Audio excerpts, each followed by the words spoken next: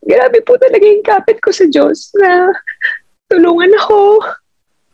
Kasi hindi lang naman po yung sa akin yung pinagdadaanan, meron din po sa mga anak ko, sa anak ko. At uh, it's been so difficult dito, boy. Tinry kong i-balance, tinry ko na saluhin lahat. Pero umabot ako sa punto na ang dasal ko na lang, Tito Boy, is, Lord, kayo na pong bahala. Hindi ko na po kaya. Sabihin niyo po sa akin kung anong dapat kong gawin at yun po yung gagawin ko.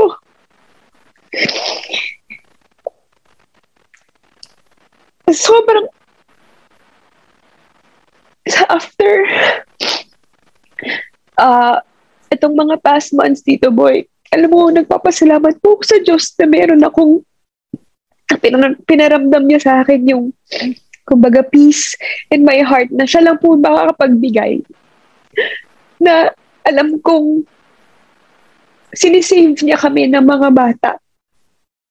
Yun po yung exact term na talagang tumatak sa akin na He was redeeming us, He was saving us because He has better plans for us na mga bata. At ayaw ng Diyos, dahil si Jesus po sobrang mahal niya yung mga bata. Ayaw niya na pag yung mga bata na yung naapektuhan, ayaw niya po yun. At yun po, hindi ko na po maisip yung love, Tito Boy, kasi 6 years po kami, Tito Boy.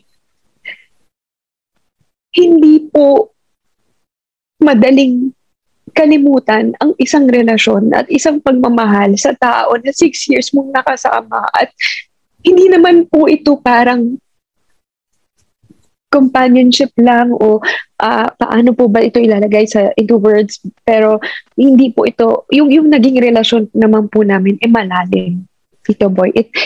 Hindi naman, wala naman po ako sa isang relasyon para maglaro o ano. Pero